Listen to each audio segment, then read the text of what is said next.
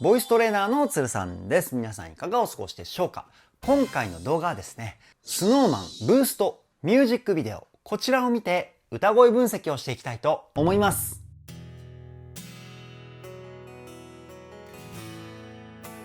つるさんのボーカルルーム。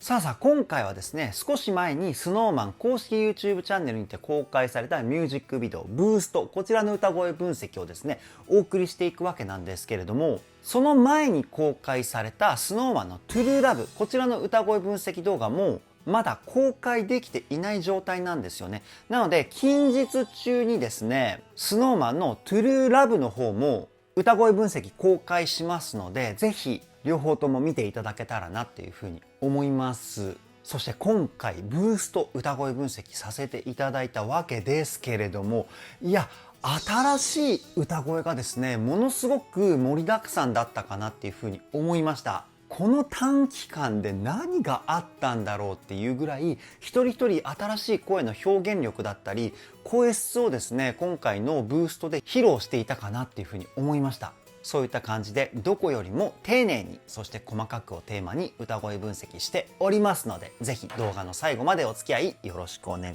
いします。つるさんのボーカルルーム、こちらのチャンネルは私つるさんが現在気になっているアーティストの魅力を伝える歌声分析動画をメインで公開しているチャンネルです。今の話を聞いて気になった方はぜひチャンネル登録、高評価よろしくお願いします。そして最近 YouTube にて新しい機能が実装されました。ハイプっていう機能。こちらは第2のいいねボタンみたいなシステムです。いっぱいハイプしていただけると YouTube ではハイプランキングっていうものがありまして、そちらにランクインすることができます。でランクインできるとですね、僕が思う SnowMan の皆さんの歌声の魅力をですね、今までに届けることのできなかった方々にも届けることができるようになると思いますので、ぜひ皆さんこちらの動画にハイプをですねしていただけたらなというふうに思います。1週間でハイプは3回までできるので、ぜひ3回よろしくお願いします。それでは早速 SnowMan ブースト歌声分析 GO！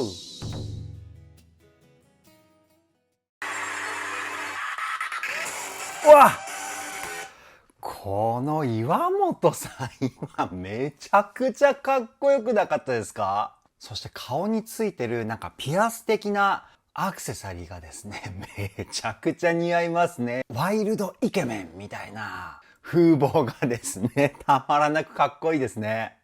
おいうわ、かっこいい。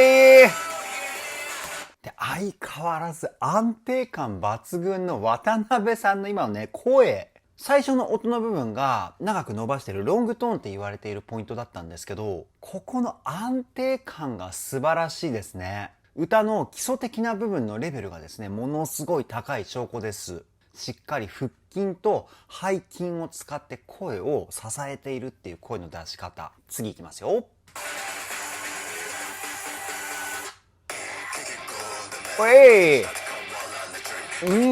で、目黒さんのラップめちゃくちゃかっこいいですよね。ラップっていうこともあって全体的に音を切る感じの歌い方で歯切れの良さを表現してますよね。これをスタッカートって言います。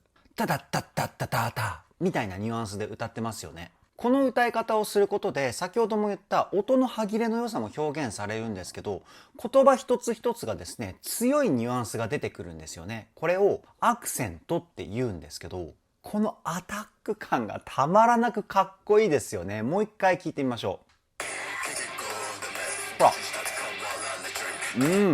で、この低音ボイスも超かっこいいですよね。目黒さんの地声も一般の男性の話し声の音域よりはやや低い低音の魅力が光る地声をお持ちの方だと思うんですけど、その魅力がですね、ものすごく込められた歌声かなっていうふうに思います。次いきますよ。うわあ、なるほどね。今聞いたところは前半はスピード感がある感じで細かい言い回しで、後半はゆったりと言葉が聞き取れるようなちょっとねテンポがスローダウンしたようなニュアンス。このスピード感の変化がめちゃくちゃ素晴らしいですね。もう一回聞いてみましょう。たまらないね。で、声の出し方なんですけど、歌を歌う上で代表的な声を響かせるポイントが3つあります。肺の中の胸腔共鳴、そして口の中の口腔共鳴、で、最後に鼻の中の鼻腔共鳴。この3つのポイントの響きをですね、どのぐらいの割合で出すかによって、声質のおおよそが決まってきます。じゃあ目黒さんはどういう風な声の響かせ方をしているかというと、肺の中の胸腔共鳴っていうところの響きがですね、メインの歌声になってます。胸腔共鳴は声の太さだったり、声の音の厚さをコントロールするポイントです。男性が胸腔共鳴の響きをメインで歌を歌うと、男らしくてかっこいい歌声になるんですよね。で、その歌声にですね、全体的に息の音を混ぜるウィスパーボイスっていうテクニックを使って空気感を表現しています。次いきますよ。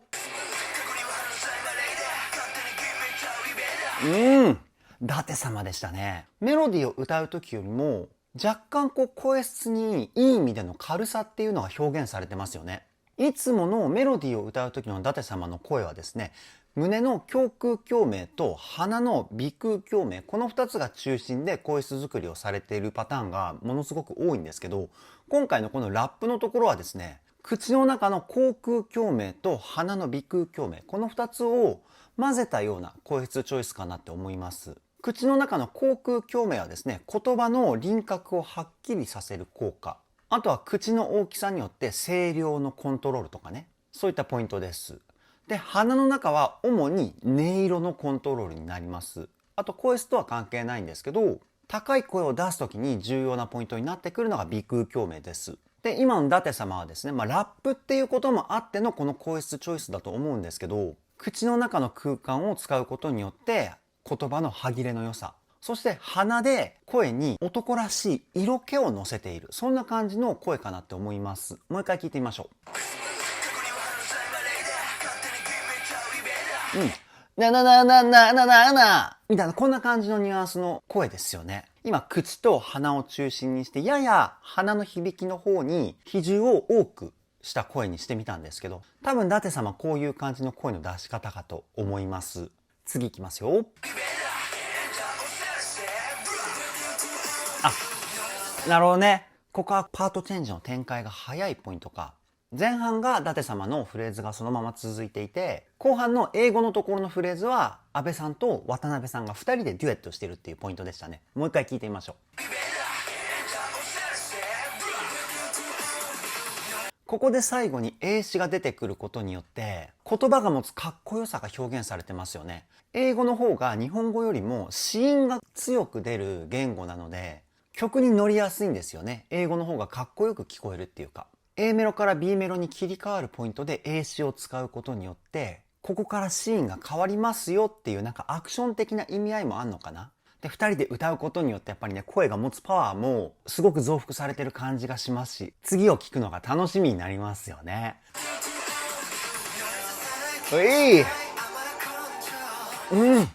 この色気のある向井さんの声すごいですよね。もともと向井さんの声はですね、息が混ざったような天然のウィスパーボイスが宿っている、すごくレアな歌声かなっていうふうに僕は個人的に思っていて、そこの魅力がですね、大爆発しているようなフレーズでしたね。で、向井さんの声はですね、鼻の鼻腔共鳴が中心なんですけど、少しだけ胸腔共鳴の響きも使ってるんですよね。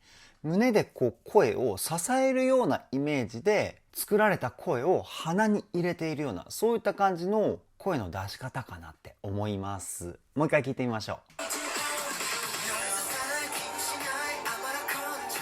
う。ノイズさえ気にしないみたいな、僕がやるとこういう感じになるかな。でも僕の場合は狙ってウィスパーボイスを出さないと空気感っていうのが表現できないので、やっぱりね、向井さんの声ものすごく羨ましくてかっこいいですね。次いきますよ。いいね。で、あえて声の強弱を一定にしてるような感じがしますね。声の起伏をあえて平坦な感じにしてるっていうか、その表現方法で向井さんの息混じりの声で歌うことによって、耳元でそっと囁いてるような雰囲気がさらに強調されたような表現になってますよね。素晴らしいです。次いきますよ。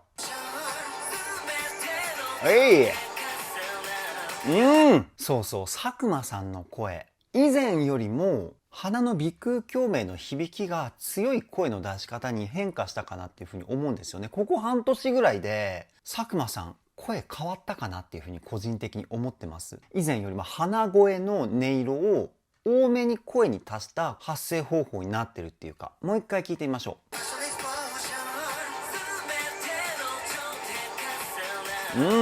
ほら、全体的にみたいな、こういった音色が声から感じれますよね。これ鼻腔共鳴の響きをですね、強調している声の特徴なんですよ。それに伴って、もともと美しかった声がさらに美しくなってますよね。最高ですね。次いきますよ。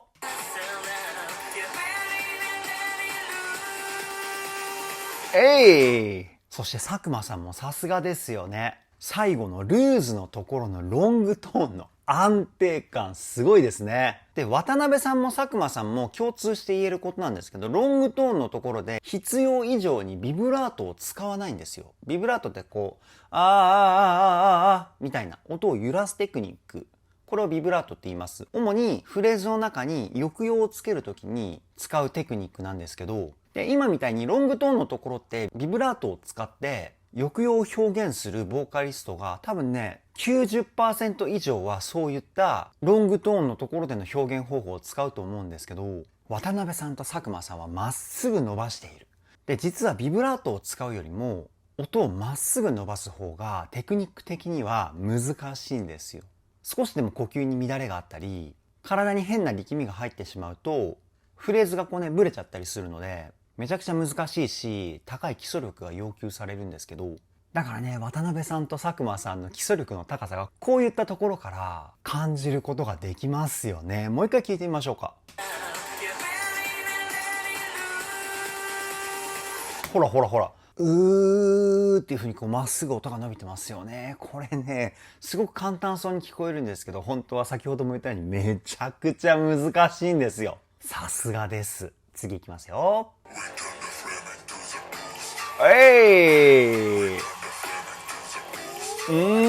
かっこいいね。声に加工が入っていますよね。これね、なんていう加工か、僕もね、ちょっとわからないんですけど、すごいかっこいいですよね。誰の声を加工したのかな。なんかこういう低音ボイスのこういったニュアンスの声って、個人的にはラウールさんの声なのかなって思っちゃったりするんですけど、もし知ってるスノタンの方いらっしゃいましたらコメントで教えてください。次いきますよ。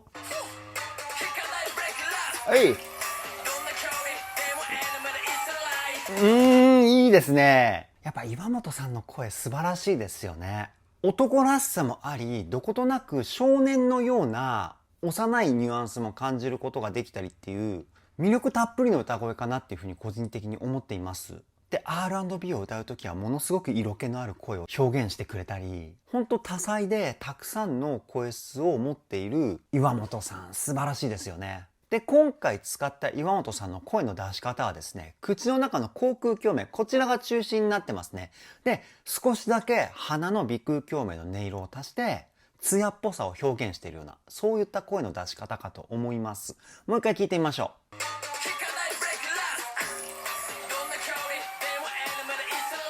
で、声を出すイメージをこう前に飛ばすようなイメージで出してんのかな。声を出すイメージをですね、前の方向に持ってくると、声のアタックが強くなるんですよね。で、後ろにこう引くような感じで出すと、声が全体的に柔らかくなるっていう特徴があるんですけど、これ誰がやってもそういう風な声に変化するので、気になった方はね、ぜひやってみてください。で、やっぱラップってことで全体的にスタッカートも使ってますし、めちゃくちゃかっこいい。次いきますよ。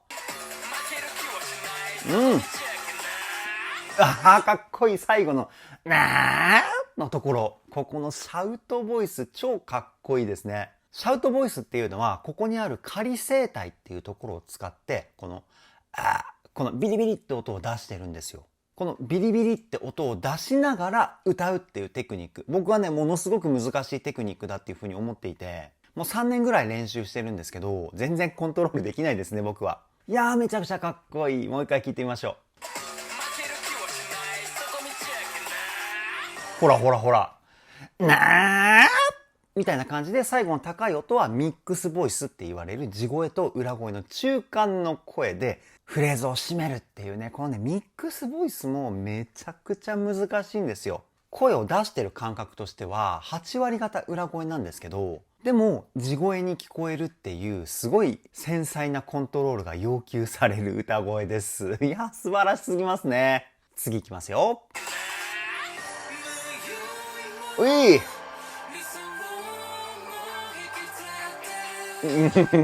いいね。上のメロディーが渡辺さんで、下のメロディーが安倍さんかな。この表現方法をオクターブって言います。オクターブっていうのはドレミファソラシドの下のドと上のドのこの音関係をオクターブって言います。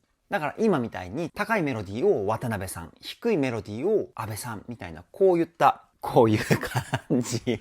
なんかうまく言葉で表現できないですね。同じメロディーの高い音、低い音を一緒に歌う。これをね、オクターブって言います。またね、別の名をユニゾンって言ったりします。同じメロディーを2人で歌うポイント。この低い音を安倍さんがしっかりと土台として支えて、で、上のメロディーで渡辺さんがこうきらびやかに表現する、この感じ、最高にかっこいいですね。もう一回聞いてみましょ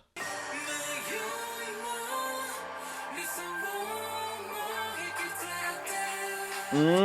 で、渡辺さんの高音って、ものすごく高いのに、ソフトに歌う時あるじゃないですか。今まさにそのポイントだったと思うんですけど、これがね、すごい。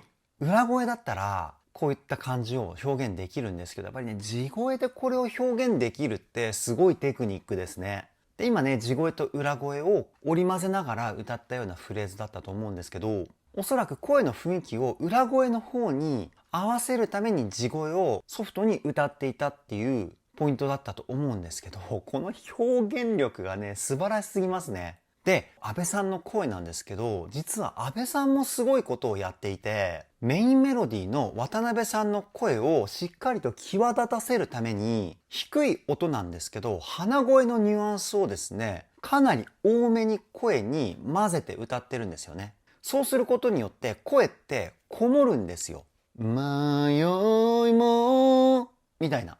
こもった声をあえて使うことによって、渡辺さんの声が前にいて、一歩後ろに安倍さんのオクターブ下のメロディーがいるっていう、この声の距離感をですね、安倍さんは声質を駆使して作り出してるんですよ。これがね、素晴らしすぎますね。感動しました、僕は。さすが安倍さん。次行きますよ。で、今のところはリズムの躍動感を表現するために全体的にスタッカートを使って歌ってましたよね。で、このスタッカートもですね、安倍さんと渡辺さん2人とも同じ箇所で音を切るような感じで歌っているので、こう跳ねた感じがすごく感じれるめちゃくちゃかっこいいポイント。いやー、すごいチームワークですね。もう一回聞いてみましょう。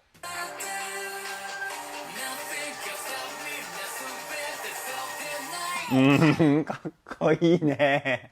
いやー、もう素晴らしすぎます。次いきますよ。え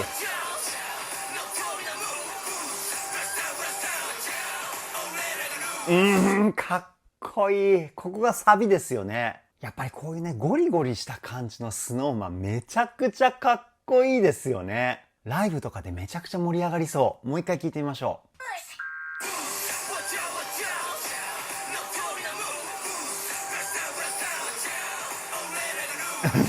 いい。僕ももともとロックとかそういう激しめの曲が大好きだったので、こういうね、今回のブーストみたいな曲調めちゃくちゃ好きですね。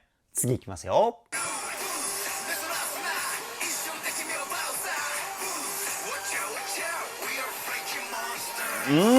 パフォーマンスもめちゃくちゃパワフルでかっこいいしね。さすがスノーマンですね。次いきますよ。いい。すごいかっこいい。もうね、圧倒されてますよ。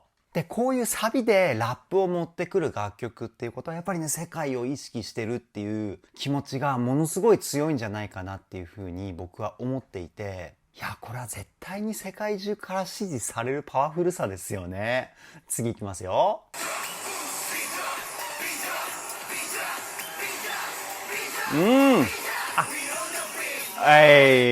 こう徐々にね、こうトーンが上がっていって、盛り上がって、次何来るんだろうってやっぱりね、期待感も同時にこう増幅していきますよね。この全員での声を使った表現力たまらないですね。もう一回聞いてみましょう。ほら、ここから来るよ。おらおらおらおら。いい。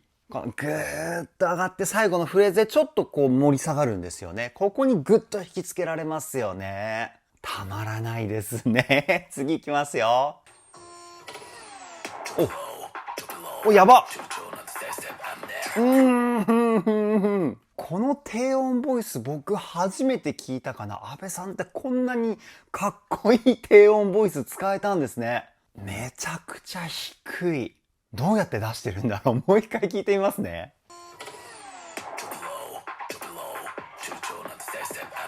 ほら。みたいな。ちょっとこう、シャウトボイス的なビリビリしたニュアンスも入ってますよね。こういう感じかな。声を出す感覚としては、ため息の時の体の状態に近いかな。みたいな。で、その声を鼻に入れるんですよ。そうすると安倍さんっぽい、かっこいい低音ボイスが出せるようになるんじゃないかなって思います。いやー、最高ですね。次いきますよ。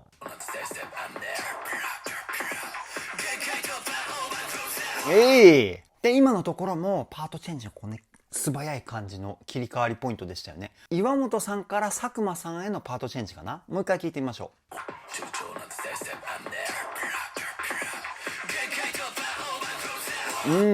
多分そうですよね。岩本さんのこのほぼ息みたいなすごく色気たっぷりの声から佐久間さんの綺麗な声質にこう変化するっていうね。聞き応えバッチリのポイント。めっちゃかっこいい。次いきますよ。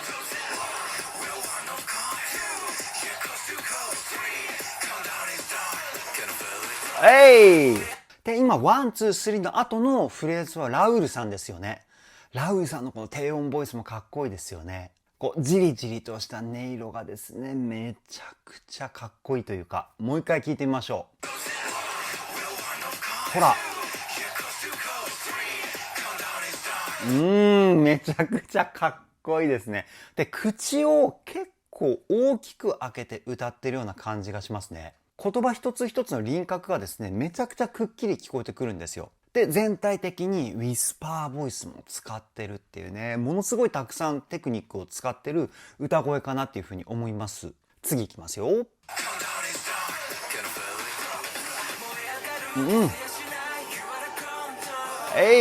今の最初の目黒さんのパートがめちゃくちゃかっこよかったですね。で、その後からの伊達様と深澤さんのユニゾンポイント。なんか二人の歌声の混ざり具合が素晴らしすぎて、また新しい声が生まれたんじゃないかっていう風に錯覚してしまいますね。いやー素晴らしい。もう一回聞いてみましょう。ほら。すごくないですか？もう一人で歌ってるぐらいの声の溶け込み具合ですよね。いやー、このチームワークも素晴らしいですね。次いきますよ。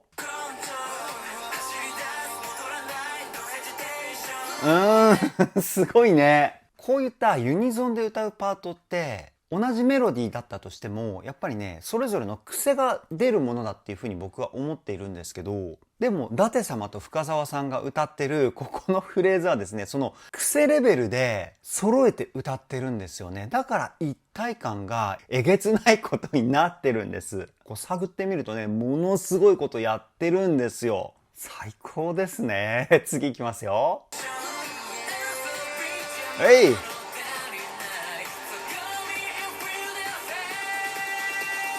もう王者の風格すら漂ってますよね、渡辺さんの歌声には。やっぱりこの言葉の発音の仕方が日本語の発音の仕方っていうよりもなんか英語に近いような子音の出し方をしてるんじゃないかなっていうふうに僕は思っていて、それが渡辺さんの歌のかっこいい要因の一つかなっていうふうに思ってます。超かっこいいですよね。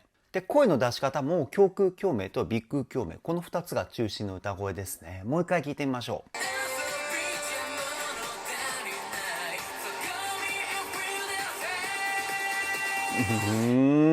素晴らしい。で、音域的にもめちゃくちゃ高いのに、この余裕感のある声質作り、かなりレベルの高い歌声だと思います。次いきますよ。来た来た。ここいいな。ここなんか声の加工した感じもいいんですけど、パフォーマンスもどことなくなんか日本を感じるようなお寺とかなんかそういった雰囲気をね、僕は個人的に感じるんですけど、皆さんはどう思いますか？ぜひね、皆さんの意見もコメントで教えていただけたらなっていうふうに思います。次いきますよ。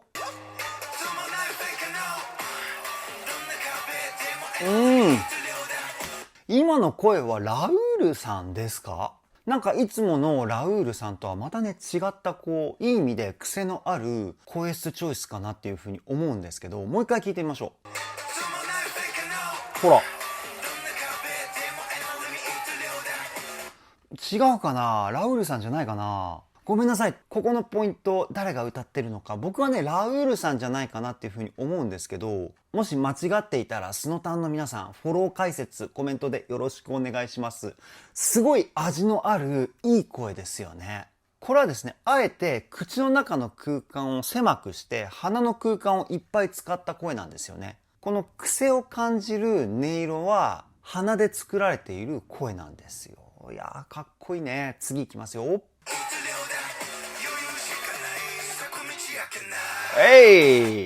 でも今の声を聞いたら、ちょっとさっきね、鼻が中心って言ったんですけど、50対50ぐらいかもしれないですね。パーセンテージ的に。同じぐらいの音色バランスかもしれないです。低い音域になった時にですね、口の中の響きがですね、すごく強調された感じがあったので、訂正します。鼻腔共鳴と口腔共鳴を 50%、50% で使っているような歌声だと思います。もう一回聞いてみましょう。いいね。なーっていう風にね、ここでも低いところから徐々に音を上げていって最終的にはミックスボイスにつなげてあげるっていう声の使い方でした。次いきますよ。かっこいい。ダンスブレイクなんですね。超かっこいいですね。いやー、こんな激しく踊れるようになってみたいですね。僕もね、時間に余裕があったら、ダンススクールにもね、通おうって思ってるんですよね。何年後になるかはわからないですけど、一回でいいから踊って歌ってみたいんですよ。この夢を叶えるためにね、できるだけ近いうちにダンススクールに通って踊れるようになりたいと思います。超かっこいいですね。次いきますよ。やばいやー、すごいね。ここでまたテンポアップするんですね。そのテンポアップして楽曲のかっこよさが上がったと同時に、スノーマンのダンスのかっこよさもさらに増幅しているポイントでしたね。やばいですよね。やっぱりね、日本で一番人気のボーイズグループっていうだけありますよ。本当に最高すぎますね。次いきますよ。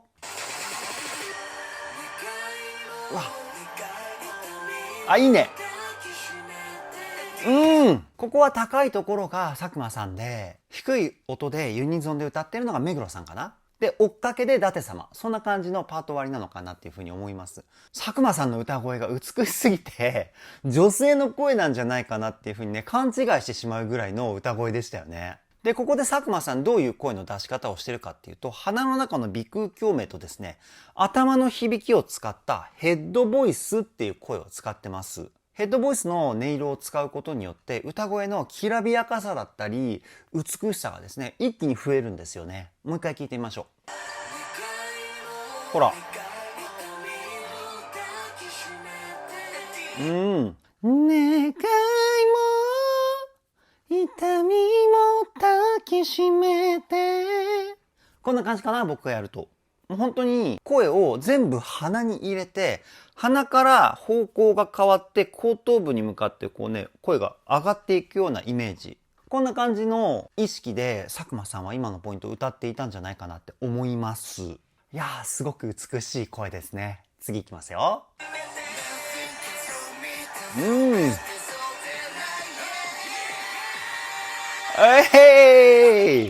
いやー、長い。ロングトーンが長い。で、今のポイントは、向井さんがメインメロディーを歌って、そのオクターブ下の低いパート深澤さんっていう感じでしたよね。前半はね、余裕のある感じで歌っていて、高音のキーが上がるところで一気に声にパワーを乗せてる感じの歌い方だったかなっていうふうに思います。で、すごいのが、低いところの音域の声質と高いところの音域の声質がですね、全く変わってないんですよね。これがね、向井さんの声のすごいところです。もう一回聞いてみましょう。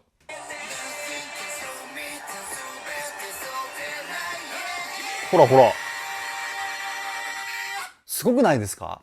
高い声になるとどうしても声って細くなってしまうんですけど、向井さんにはね、今の音域だとこれはないんですよ。これどうやってるかっていうと、高い音域になればなるほど胸の声の響きをですね、増やすっていう声の出し方をしています。声のイメージを高くなればなるほど胸に集めるような意識で歌ってるというか、こうすることによって高い音域でも声質が細くなりにくいんですけど、向井さんの場合は声が細くならないんですよ。これがすごい。さすがです。次いきますよ。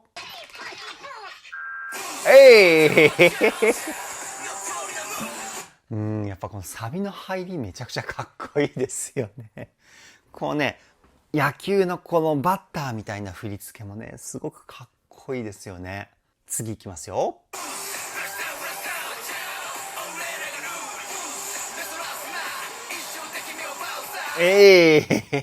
たまらないですね。これ運転中とか聞いちゃったらいつの間にか車のスピードが上がってそうですよね。テンションが上がってしまって。いやー、これはかっこいいね。次いきますよ。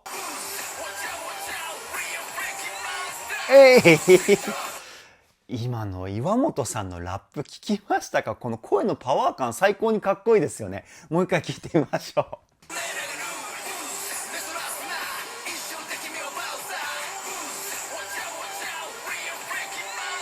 ほらほらほらほらほら、めちゃくちゃかっこいいですよね。声のパワー感もものすごく強くてかっこいいし、全体的にスタッカートを使ってるから、言葉のニュアンスのかっこよさまで表現されてるポイントなんですよね。いやー、たまらないですね。次いきますよ。いいねー。かっこいいね。残り時間的にね、もうすぐ曲が終わっちゃいそうなんですけど、本当にね、SnowMan の楽曲って最後の最後までかっこいいですよね。続きいきますよ。